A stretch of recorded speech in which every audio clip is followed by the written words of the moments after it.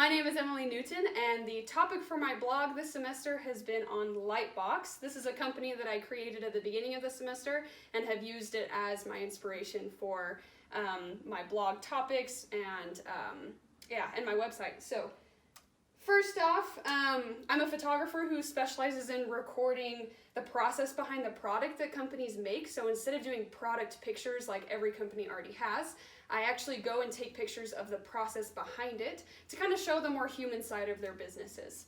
I focus on capturing the personality behind their business and what makes them unique.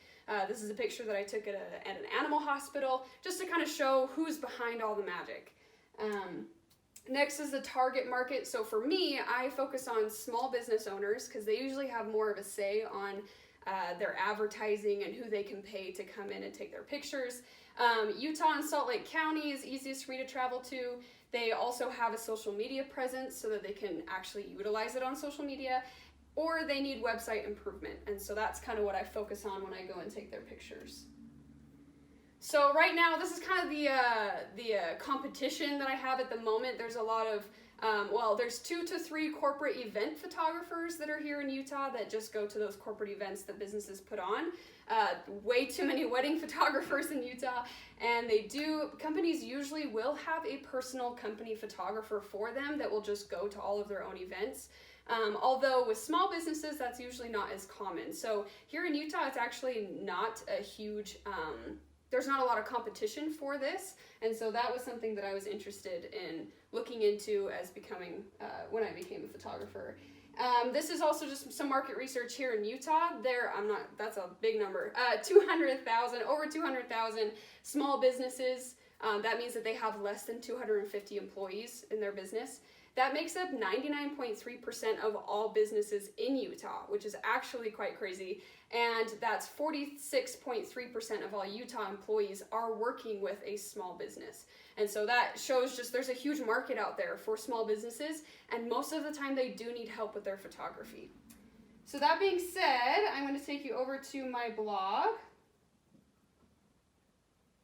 This right here is the blog. I actually started with calling it Behind the Creation because I didn't have a name for the company at the time. Now it is called Lightbox, and I have this description here of what I do, and also just an invitation, a call to action for people who come to this website to follow me and learn more about how they can be more creative in their advertising.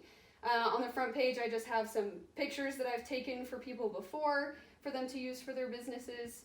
Down here, we have a search bar.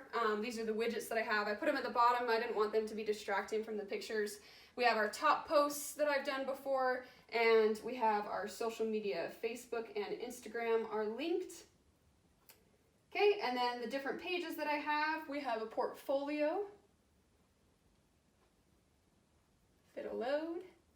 There we go. So here are just some of my favorite pictures that I've taken. We have those there. We have an FAQ page of questions that I've answered about my blog, how they can book me, things like that. Then we have a contact page. This has just any information they need to be able to book me or ask me questions.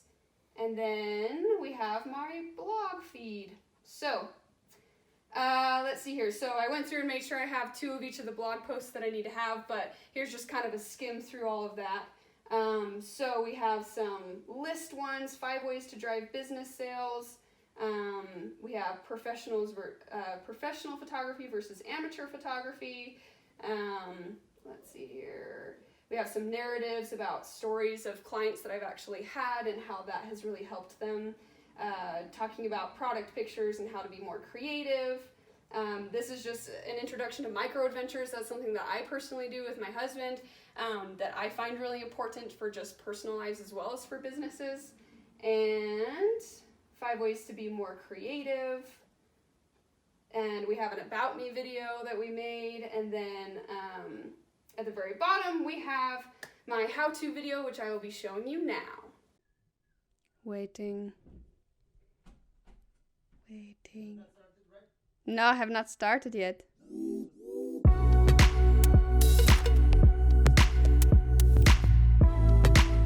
Welcome to the channel, everybody. Today I'm going to be talking about ways that you can make your pictures instantaneously more professional. So let's get started. Tip number 1, know what platform you're using. Knowing what platform you're wanting to use afterwards will really help your pictures look a lot more professional. For example, if you're wanting to post your pictures on Instagram, always do it in portrait. Here's an example of what that looks like. Portrait pictures on Instagram fill up more of the screen. You can see what the focus is really easily. This is a picture that I took of my friend Bree. On the other hand, if you are wanting to maybe put some more pictures on your website, landscape might actually be better. Kind of depends on where you're wanting to put them afterwards. Think about that first before you start shooting.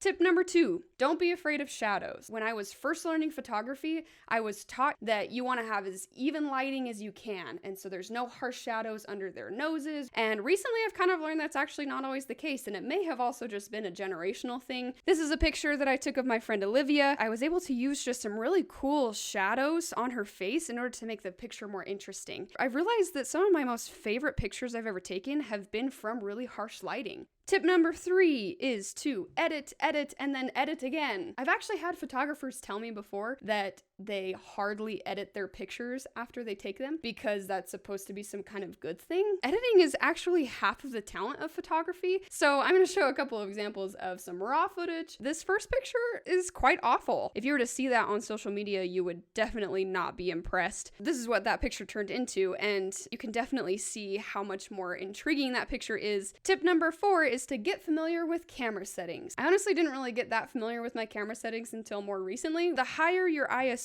is, the grainier it will get. Keep your f-stop as low as possible. The lower your shutter speed is, the blurrier your photos will be. Step number 5, my favorite. Don't live in 2012.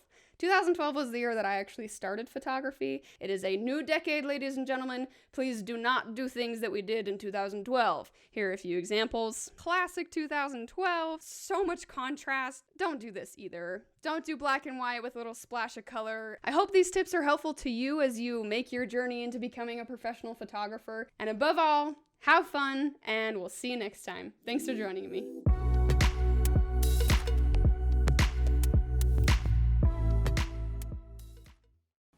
So my plans for the future for this particular business and for the blog is to continue connecting with businesses. This really is a business-to-business blog. It's not necessarily for just everyday consumers. It's usually going to be the businesses that are paying me to come in, and also that are going to be the ones reading my blog post, since it talks about how they can improve their advertisement.